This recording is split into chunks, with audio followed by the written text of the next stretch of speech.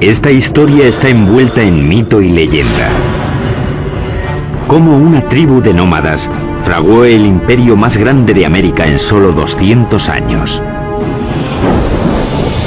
Tuvieron que inventar sistemas de ingeniería que eran extraordinarios para su época. Su civilización compitió con Roma en sofisticación. Los aztecas tenían la mejor tecnología que se podía conseguir, dadas las condiciones en las que vivían. Acueductos, palacios, pirámides y templos se alzaron como tributo a sus dioses y como testimonio de poder para la humanidad. El mayor logro de los aztecas fue su flamante capital, que asombró a los exploradores europeos y la llamaron la Venecia del Nuevo Mundo. La ciudad se extendió reluciendo por los canales y el lago, adornada con árboles y mansiones preciosas. Pero su sed de poder y sangre les condenó a la destrucción. Cuando por fin llegó, la aniquilación sería más rápida y completa de lo que el mundo hubiera imaginado.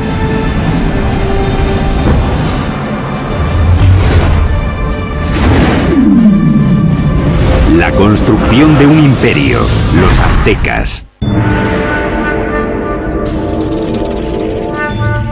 1325 después de Cristo, centro de México, cerca de la Ciudad de México actual. Una chica joven, una adolescente, celebra su inminente boda. Es la hija de un rey tribal y está a punto de unirse a una tribu nueva que ha sido invitada a su reino. La tribu es conocida ahora como los aztecas. Como parte del ritual, 5 nobles aztecas la llevan a un antiguo templo para la ceremonia. Pero cuando llegaron arriba, los nobles la apartaron del altar y la pusieron sobre una losa que había ante el templo que se usaba para los sacrificios. Le sujetaron los pies y las manos mientras el 5.º hombre levantaba un cuchillo de obsidiana en el aire. Con un movimiento rápido le abrió el pecho y extrajo el corazón que aún latía.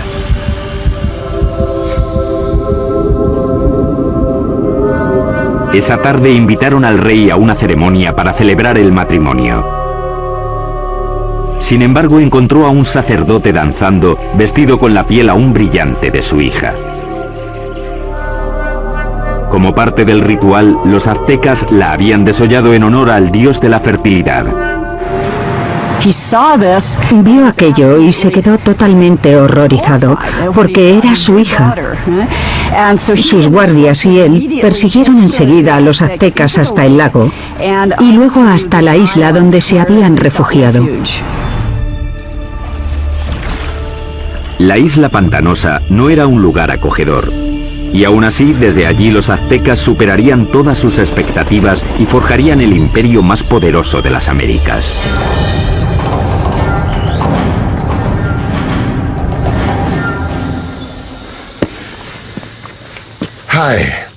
Hola, soy Peter Weller. Cuando pienso en los aztecas, pienso en gente elegante con unos bonitos adornos en el cuerpo y el pelo. Y pienso en una canción de Neil Young sobre Moctezuma y Cortés. Pero también pienso en cuchillos de obsidiana abriendo cavidades pectorales y en manos sacando corazones sangrantes y mostrándolos en alto. La mayoría de los sacrificios aztecas se hacían en un templo en la cima de una pirámide de piedra como esta.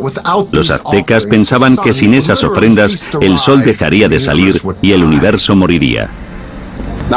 La historia azteca es una mezcla de hecho y mito, aunque sí sabemos que ese asesinato, con lo horrible que fue, no solo marcó el comienzo del imperio azteca, sino que literalmente marcó el lugar donde empezaría a surgir. La isla a la que los aztecas fueron desterrados tras el desastroso sacrificio de la princesa estaba en el lago Texcoco, el más grande de 5 lagos interconectados que cubren un valle de 65 por 112 kilómetros. Hoy en día este valle enorme y abierto rebosa lo que es la Ciudad de México moderna, una de las ciudades más grandes del mundo. Pero hace 700 años la isla estaba tan empantanada que nadie la había reclamado. Pero mientras miraban el lago, el líder azteca Tenoch anunció a sus seguidores que había visto un águila posada en un cactus en mitad del lago, una señal de los dioses de que habían encontrado su hogar. Llamarían a su ciudad Tenochtitlán. La vida fue dura para los aztecas los primeros años de Tenochtitlán, pero tenían una visión. La visión de una ciudad poderosa modelada en una ciudad antigua y legendaria a solo 40 kilómetros de allí. Llamaron a esta ciudad Teotihuacán o Ciudad de los Dioses. Teotihuacán fue una de las ciudades más impresionantes de la Mesoamérica precolombina. Era misteriosa. Sabemos poco de ella porque no hay escritos que corroboren lo que ocurría en esa gran ciudad. Ya estaba en ruinas hasta en la época azteca, pero creían que era el hogar de los dioses y el sitio donde nacía literalmente el mismísimo sol. El lugar que los aztecas más veneraban de Teotihuacán era una pirámide que se alzaba por encima de los árboles. Se llamaba la Pirámide del Sol. La enorme pirámide solar contiene 765.000 metros cúbicos de tierra y piedra con una base aproximadamente del mismo tamaño que la Gran Pirámide de Giza, en Egipto. Los aztecas creían que Teotihuacán fue diseñada a imagen del cosmos que crearon los dioses. Fue esa imagen la que intentarían reproducir en la construcción de su nueva ciudad, Tenochtitlán. El que aceptó el reto fue un jefe azteca llamado Acamapixtli.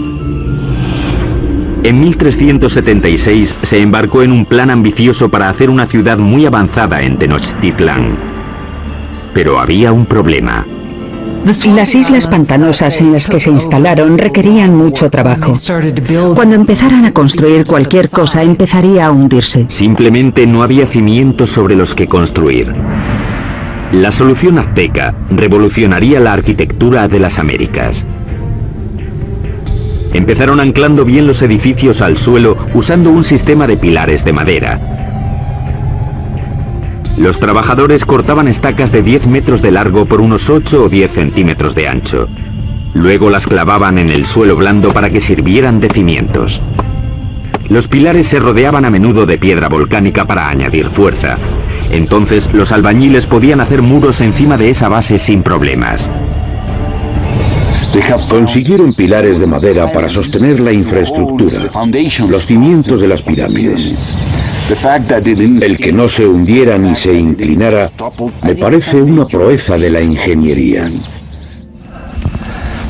Tenochtitlán era una ciudad-isla, pero los lagos circundantes eran poco profundos, no más de 2 metros en la mayoría de los sitios. Aquello parecía una metrópolis gigante flotando en una charca.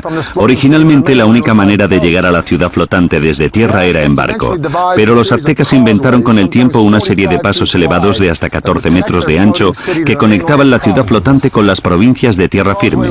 Los pasos estaban sostenidos sobre pilares de madera, como los que sostenían los templos y otros edificios.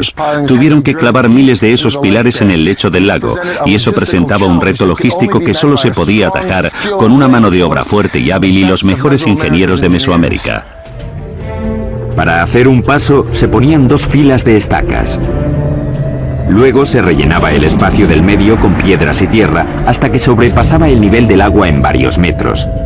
Eso permitía a la carretera soportar muchísimo peso. Estos pasos se construyeron muy rectos. Eran muy anchos, con puentes que se abrían y conectaban la ciudad por el norte, el oeste y el sur. Las carreteras permitieron a los aztecas transportar materiales más grandes y pesados para la construcción, aunque eso presentaba un reto nuevo. No existían las bestias de carga en Mesoamérica, así que los humanos lo tenían que hacer todo. No existían las carretas ni la rueda.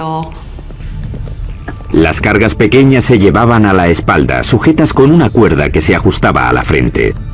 Los objetos grandes, como los bloques de piedra o las esculturas de los templos, los arrastraban con cuerdas una gran cantidad de hombres, posiblemente usando troncos como rodamientos. Cuenta la leyenda que un bloque de piedra para un templo requería la fuerza de 1000 hombres para arrastrarlo desde las montañas de tierra firme por el paso y hasta la ciudad. Los pasos también ofrecieron a los aztecas una nueva forma de introducir agua potable en Tenochtitlán. Anteriormente, los aztecas transportaban el agua en canoas desde la orilla. Pero el gran crecimiento de la población les obligó a obtener una solución más avanzada para cubrir la demanda. Querían usar el agua de los manantiales de tierra, así que querían construir un acueducto. Pero los manantiales estaban bajo control de la tribu que dominaba la región, los despiadados tepanecas. Los tepanecas controlaban o dominaban todo el valle. Tenían un imperio muy fuerte y eran los señores, así que los aztecas eran sujetos tributarios de ellos. Mientras crecía la población azteca, la tensión con los tepanecas empezó a surgir. Los aztecas decidieron dar un ultimátum que podría cambiar el equilibrio de poder en la región. La gente de Tenochtitlán no solo exigían a los tepanecas que les dieran el agua, sino que exigían que ayudaran a construir el acueducto. La respuesta de los tepanecas fue rápida y brutal. El rey tepaneca Maxtla envió asesinos que mataron al jefe azteca a sangre fría. Fue la gota final. Tras décadas de dominación, los aztecas se movilizaron y se levantaron contra sus caciques despiadados.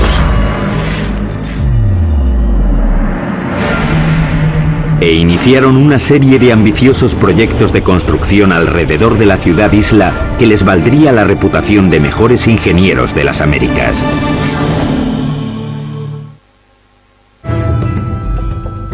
Corría el 1428 y los aztecas habían declarado la guerra a sus caciques, una tribu llamada tepanecas. Pero para ganar a los tepanecas necesitarían una ayudita de sus vecinos. Los aztecas acudieron a la cercana ciudad-estado de Texcoco. Allí un jefe decisivo estaba ascendiendo. Se llamaba Nezahualcóyotl, y su liderazgo dominante sería crucial en la creación del imperio azteca. Con Nezahualcóyotl de su parte, los dominados aztecas se lanzaron a la yugular. Lanzaron un ataque total contra la capital tepaneca. Tras un sitio de más de 100 días, rompieron las defensas tepanecas y masacraron a sus opresores.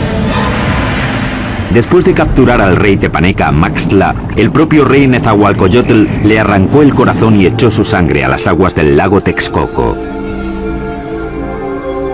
De repente las tornas habían cambiado. Ese es el preciso momento del comienzo del imperio, y los aztecas se convirtieron en líderes del Valle de México. Tras conquistar el Valle de México, los aztecas pudieron centrar su atención en llevar agua potable a su ciudad creciente. Notablemente, los aztecas diseñaron y construyeron por su parte algo que solo unos pocos imperios dominarían: el acueducto. El acueducto tenía 2 canales, cada uno de 1,20 m de alto por 1 de ancho. Uno se mantenía limpio mientras el otro servía para que no se interrumpiera nunca el flujo de agua. El acueducto de 2 tubos recorría 5 kilómetros desde tierra firme hasta el centro de la ciudad-isla. En la ciudad, el agua llegaba hasta fuentes públicas y embalses y se distribuía al público en grandes jarras de barro o mediante canoas. En comparación con los europeos, los aztecas eran muy limpios. Sabemos que el emperador azteca se bañaba 2 veces al día. Así que en términos de higiene los aztecas estaban mucho más avanzados que los europeos. Mientras los nobles aztecas se bañaban en lujo, en esa época en Europa la peste, provocada por las condiciones insalubres, mataba a millones. El baño del rey Nezahualcóyotl era uno de los más especiales de las Américas. Lo alimentaba un sofisticado acueducto que también llevaba agua corriente a los terrenos de su palacio.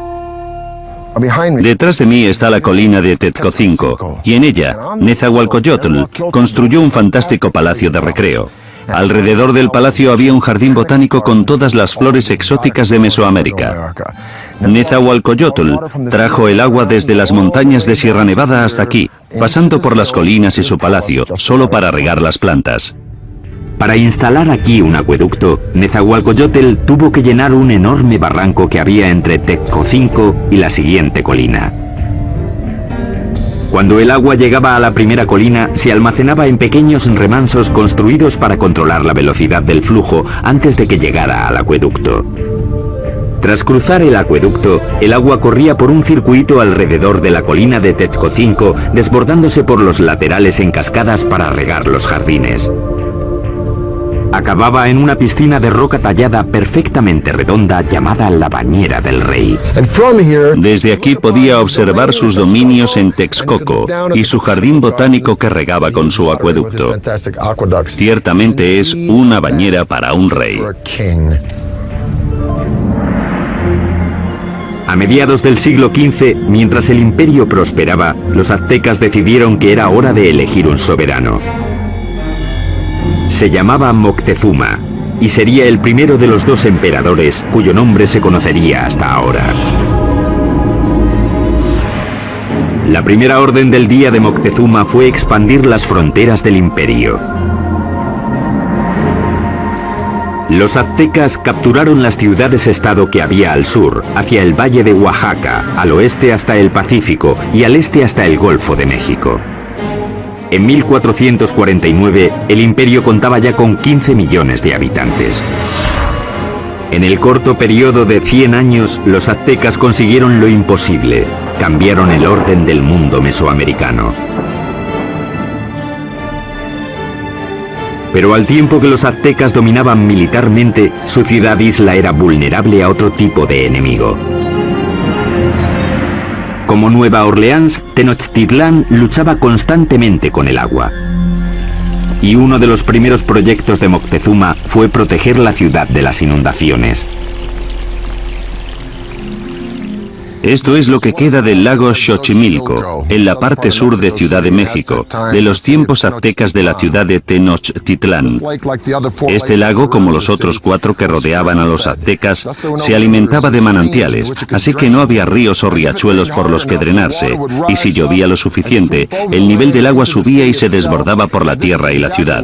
Eso fue exactamente lo que pasó a mediados del siglo XV, cuando una inundación de proporciones catastróficas barrió Tenochtitlán. La ciudad que comandaba el imperio quedó casi destruida, y la civilización azteca tuvo que depender una vez más de la genialidad de sus ingenieros y de uno en particular.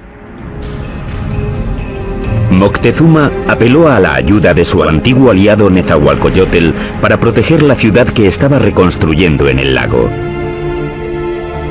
Nezahualcóyotl diseñó algo que le convertiría en el mejor ingeniero del continente. Su plan era crear una zona de seguridad alrededor de la ciudad con un enorme dique que protegería Tenochtitlán y a sus habitantes. Fue diseñado para ser mayor que ninguna otra obra que hubiera en las Américas en ese momento, con una longitud de 16 kilómetros al este de la ciudad desde el extremo sur del lago y hasta el norte. Los muros fueron un trabajo de cestería, hechos de palos, juncos, piedras y tierra. Como el lago era poco profundo, el dique solo tenía 3,70 metros de alto, aunque el ancho era de 8 metros. Nezahualcóyotl remató el dique con compuertas, seguramente puertas de madera, que se podían subir o bajar para controlar el nivel del agua. El dique también sirvió para otro propósito, proteger el suministro de agua. Era importante construir algún tipo de mecanismo de protección para evitar que se mezclase el agua salada con el agua dulce de la parte oeste del lago. Napoleón dijo, un ejército marcha sobre el estómago. Es fácil suministrar comida de sobra para los civiles durante el desarrollo crítico de cualquier civilización, pero los aztecas perfeccionaron un método único no solo para proporcionar mucha comida al pueblo civil, sino para impulsar la expansión militar del imperio. Esta solución revolucionaria se llamó chinampas, un sistema que les permitió crear literalmente tierra nueva para cultivar y para vivir. Si vas a hacer una ciudad de cualquier tamaño, tienes que proporcionar espacio, así que lo que ellos hicieron fue construir esas chinampas en el lecho del lago. Básicamente una chinampa es una isla artificial construida en el lago. Parecían campos de fútbol estrechos, de unos 90 metros de largo por unos 10 metros de ancho. Una chinampa se hacía tejiendo una red de palos que flotaba en el agua y apilando juncos y hierbas encima. Después se sacaba fango del lecho y se ponía encima de los juncos para formar la chinampa. Entre 4 y 6 hombres tardaban 8 días en construir una chinampa media. Estaban conectadas a la ciudad por canales navegables gigantescos que miles de hombres tardaban meses en hacer.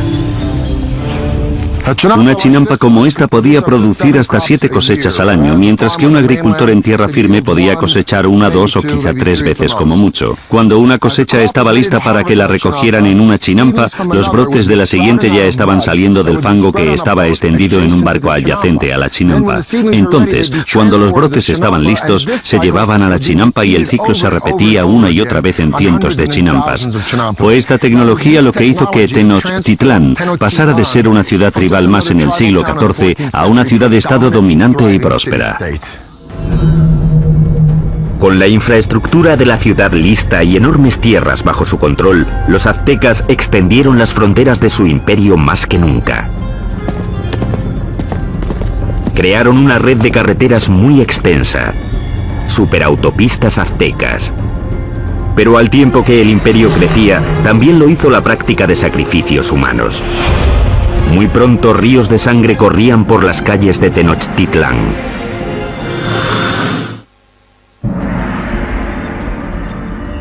Hoy, Tenochtitlán, la capital del imperio azteca, ha desaparecido, enterrada bajo la actual Ciudad de México.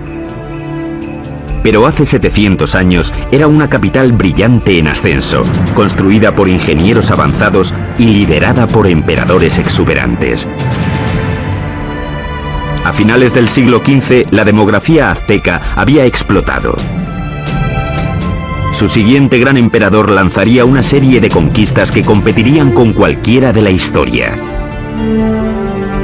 Se llamaba Ahuizotl y demostraría que era incluso mejor guerrero que su abuelo, Moctezuma. Para el año 1502, Ahuizotl había conquistado territorios desde la costa pacífica de México y había conseguido que el imperio llegara muy al sur, a Guatemala. Su reinado fue como una edad de oro. Él fue el rey que abrió las rutas de transporte a las zonas costeras y las tierras bajas donde los aztecas tenían sus mayores lujos. Todas las plumas brillantes, el oro, las piedras preciosas que los nobles y soberanos lucían como parte de su estatus, venían de allí. Para transportar riquezas al corazón del imperio, los aztecas construyeron una red de superautopistas que cruzaban México central. Corredores de relevo se apostaban cada 8 kilómetros para crear una especie de UPS antigua. Se podían enviar mensajes o bienes desde la costa del Golfo hasta Tenochtitlán, a 320 kilómetros en solo 24 horas, más rápido que el servicio postal actual. Con el imperio en su esplendor, los aztecas de Ahuizotl se embarcaron en el mayor proyecto de construcción, una enorme pirámide en el mismo centro de Tenochtitlán, el símbolo del poder absoluto. Se la llamó Templo Mayor.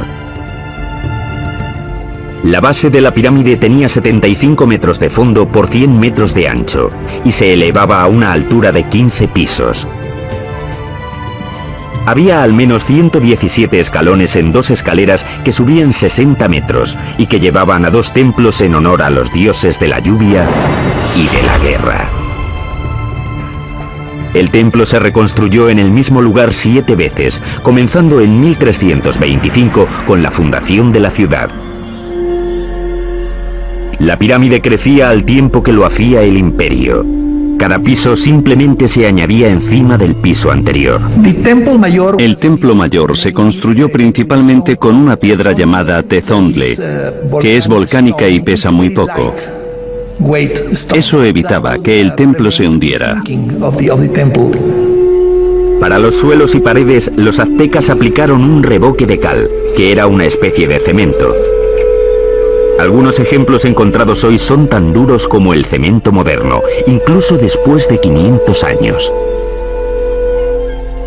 Los albañiles aztecas trabajaron durante décadas para completar su monumento a los dioses. El templo estuvo enterrado hasta 1978, cuando la compañía eléctrica cavó una zanja y descubrió accidentalmente una enorme piedra tallada y las ruinas del templo con ella. El disco tiene 3,5 metros de diámetro, pesa 20 toneladas y representa el cuerpo desmembrado de la diosa Coyolxauhqui. Coyolxauhqui era la diosa de la luna, y su hermano la mató porque se quedó embarazada de una forma vergonzosa. Los aztecas no eran nada mojigatos. De hecho, los nobles tenían muchas mujeres y concubinas. Pero entre el populacho, sobre todo las mujeres, el adulterio estaba prohibido y se castigaba severamente, a menudo con la muerte. Según la leyenda, el hermano de la diosa de la luna le cortó la cabeza y tras decapitarla tiró el cuerpo por una colina. Los aztecas representaban este asesinato literalmente y a menudo en festivales durante todo el año. Decapitaban a sus víctimas en la cima de la pirámide y luego tiraban los cuerpos por las escaleras hasta la gran piedra de abajo. Para los romanos, el tesoro más preciado era el oro. Para los egipcios era el más allá. Para los aztecas era la sangre humana. Creían que tenía que haber reciprocidad con los dioses, así que tenían que agradecer a los dioses dándoles lo más preciado que tenían, que era la sangre humana. Los aztecas la llamaban agua preciosa, y creían que si los dioses no la recibían en grandes cantidades, el mundo acabaría en apocalipsis.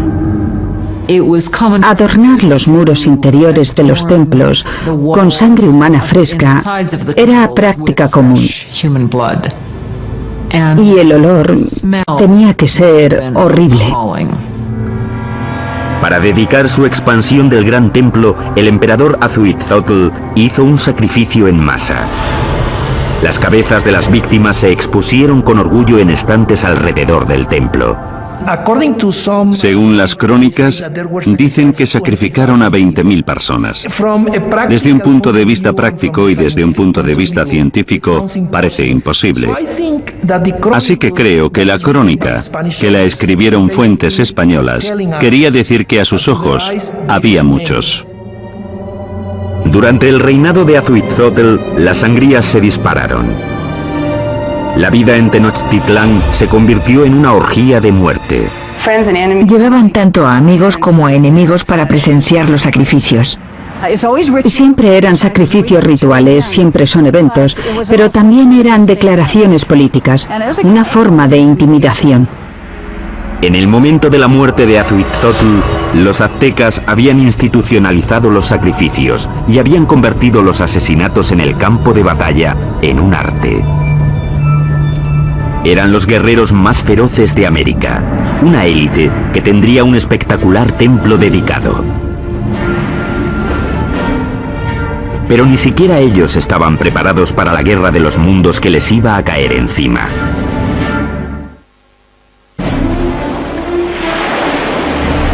Corría el año 1502.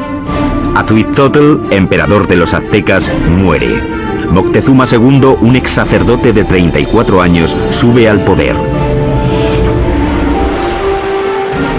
A un mundo de distancia, en España, un notario de 18 años llamado Hernán Cortés se prepara para cruzar el Atlántico para unirse a la conquista que su país está haciendo del Nuevo Mundo. El imperio azteca está en su cenit. Ahora se extiende por al menos 210.000 kilómetros cuadrados, desde Tenochtitlán hasta las dos costas y muy al sur hasta Guatemala. Unos 25 millones de personas formaban la ley azteca. Había 38 provincias cuyos habitantes pagaban importantes impuestos, enriqueciendo así a los nobles. La ciudad se extendió, reluciendo por los canales y el lago, adornada con árboles y mansiones preciosas. Y Moctezuma II lo presidía todo. Era conocido por sus habilidades políticas y militares. Un líder duro. Mató a la población de las ciudades que no se doblegaban a su mandato. Pero en privado estaba inquieto. Parece ser que Moctezuma era un individuo pasivo, incluso hasta depresivo. Cuenta la leyenda que después de ver un cometa pasando por el cielo de Tenochtitlán, pasó el resto de la noche llorando. Según pasaban las semanas, se volvió cada vez más paranoico. Pero en el culmen de su obsesión por lo sobrenatural, una amenaza muy real se aproximaba por mar. Los espías colocados a lo largo de la costa del Golfo informaron sobre algo muy extraño que no conseguían describir. No habían visto un barco en su vida, así que no tenían una palabra para describirlo. Por eso los indios se refirieron a los barcos como montañas que se mueven por el agua. En 1519, tras navegar desde Cuba, Cortés llegó con 11 de aquellas montañas flotantes y 500 hombres al Golfo de México, 320 kilómetros al sureste de Tenochtitlán. Las tribus quedaron atónitas ante aquellos hombres con armaduras de metal y animales que no conocían. Según avanzaron tierra adentro, masacraron brutalmente a las tribus que se resistieron, pero muchas otras se alegraron de poder proporcionarles comida y hombres. Una de las formas que uno de los jefes locales de la costa del Golfo utilizó para agradar a Cortés y su compañía fue con un grupo de mujeres que no solo estaban allí para las labores caseras, sino también, claramente, para hacer de cortesanas, para proporcionarles servicios sexuales. Pero entre las concubinas, una en particular llamó la atención de Cortés. Era la hija de un jefe que había sido vendida como esclava y se llamaba La Malinche. Desarrollaron una relación íntima y con el tiempo ella le dio un hijo. Ellos fueron las primeras personas de sangre mezclada del Nuevo Mundo. Pero era mucho más que una amante. Se convirtió en la intérprete de Cortés y su papel se amplió a consejera e intermediaria entre él y los aztecas. No solo era su traductora, también le contaba cosas que se estaban diciendo o que se suponía que él no tenía que oír o entender. La red de corredores de relevos de Moctezuma le mantuvo informado de los movimientos de los españoles. Estaba claro que iban hacia la ciudad. Mientras avanzaba hacia Tenochtitlán en el verano de 1519, Cortés amasó un ejército de miles de hombres. El ejército de guerreros de Moctezuma contaba con cientos de miles. Iban vestidos de animales en el campo de batalla para intimidar a sus rivales. Parte de ello era espectáculo. Los guerreros llevaban distintos trajes increíbles. Los guerreros más importantes eran los caballeros, vestidos de jaguares y águilas. Los caballeros aztecas se iniciaban en sus órdenes con ceremonias sagradas en templos especiales como este. Este es el templo Cueva de Malinalco, uno de los 6 templos de esta remota ladera a unas horas al sur de Ciudad de México. Moctezuma lo terminó en el año 1502, poco después de su coronación. En Europa, Miguel Ángel estaba esculpiendo el David en la República de Florencia. Pero mientras Miguel Ángel tallaba el David, los aztecas extraían este templo directamente de la ladera de la montaña.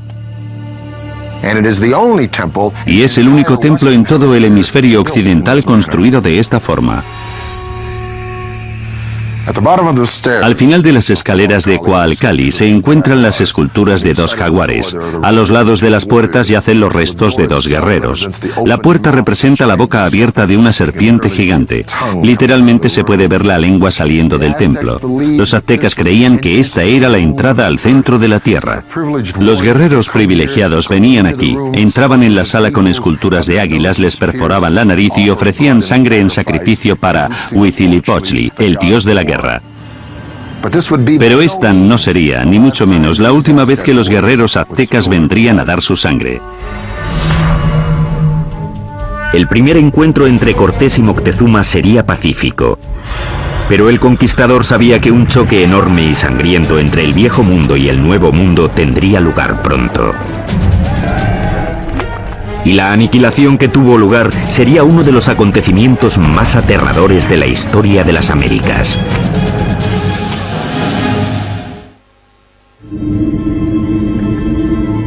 Otoño de 1519. El conquistador español Hernán Cortés ha llegado por fin a la brillante capital azteca de la que tanto ha oído hablar, Tenochtitlán. Cuando los españoles vieron por primera vez Tenochtitlán, debieron pensar que era una visión, que estaban entrando en alguna especie de sueño. Una enorme fuerza de guerreros nativos aliados contra los aztecas le acompaña mientras avanza por el paso principal hacia la ciudad.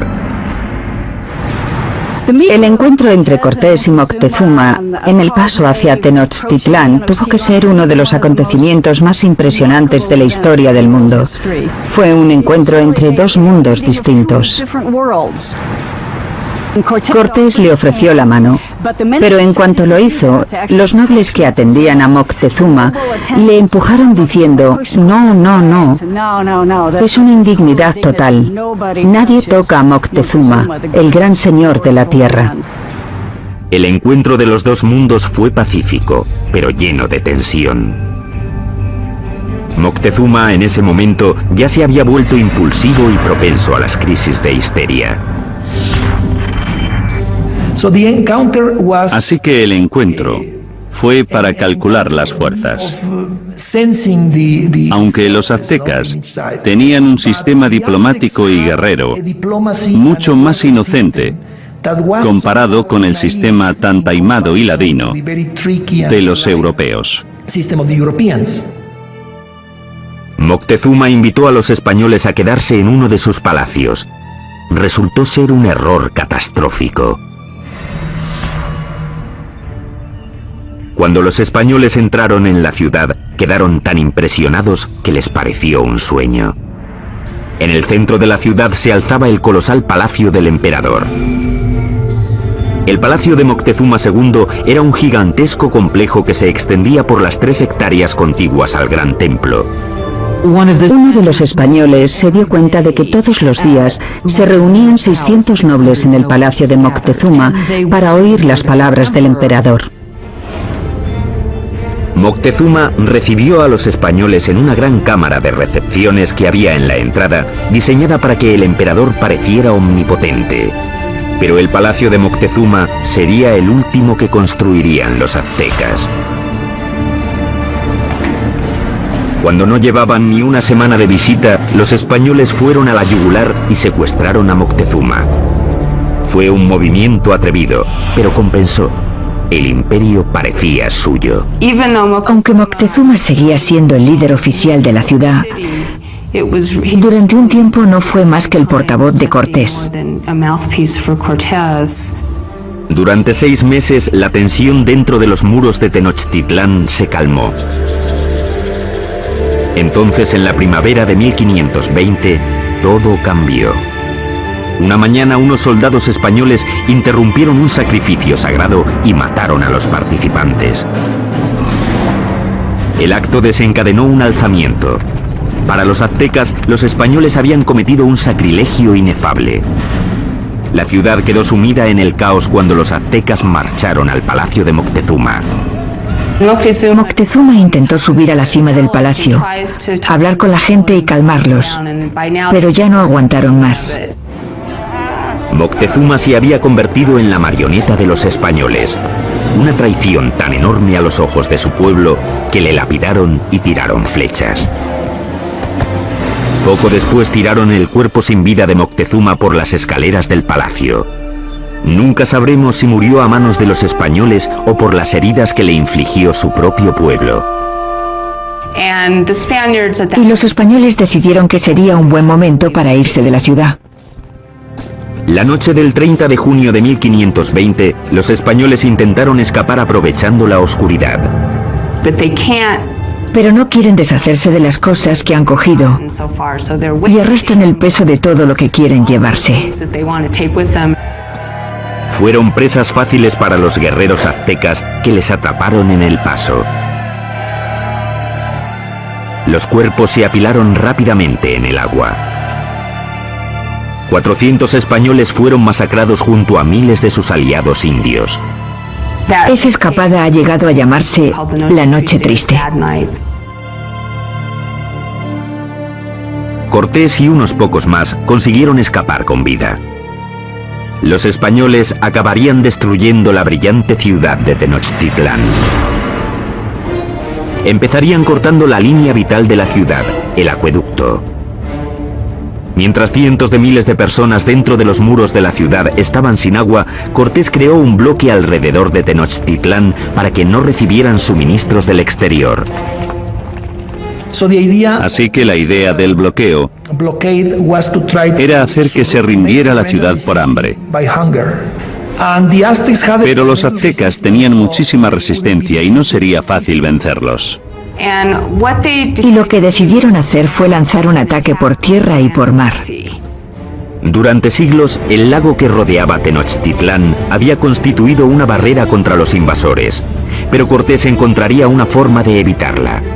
Hizo que miles de sus aliados indios transportaran los barcos en piezas atravesando las montañas para montarlas y lanzarlas al lago. Mayo de 1521. Cortés lanza su gigantesco ejército en un ataque final y decisivo contra Tenochtitlán. 600 españoles, incluyendo 100 caballeros y hasta 50.000 aliados indios, se enfrentaron a los defensores aztecas de la ciudad sobre los pasos.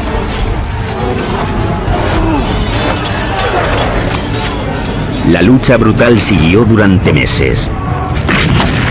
Día a día, Cortés arrasó la ciudad piedra por piedra. Él y sus aliados indios fueron despiadados en el asesinato sistemático de la población. Fue una batalla muy dura, sobre todo en la ciudad. La última batalla de los aztecas fue en el gran templo de Tlatelolco. Los guerreros se alinearon en las empinadas escaleras y plataformas para tirar flechas y piedras a sus enemigos. Pero fue inútil. El 13 de agosto, el último líder azteca, Cuauhtémoc, fue capturado y se rindió ante Cortés. Y eso solo fue el principio. 20 millones morirían de las enfermedades traídas por los españoles. A finales del siglo XVI se calcula que se había reducido la población nativa en cerca de un 90%. La Ciudad de México moderna se ha construido sobre las ruinas de la una vez majestuosa ciudad de Tenochtitlán. Los españoles la arrasaron durante la construcción de su propia ciudad colonial y hasta usaron piedras del gran templo para hacer la catedral que aún se alza al lado de las ruinas del templo. El imperio azteca se esfumó y con él un legado de increíbles logros de la ingeniería. Ha quedado claro, por sus sofisticados sistemas de urbanismo, agricultura y suministro de agua, que los aztecas se alzaron entre los grandes imperios más avanzados del mundo. El templo excavado de Malinalco es uno de los logros aztecas más impresionantes que los españoles no destruyeron. Sitios impresionantes como este obligan a hacer la pregunta: ¿cómo sería México hoy si los españoles no hubieran venido? Soy Peter Weller para el canal Historia.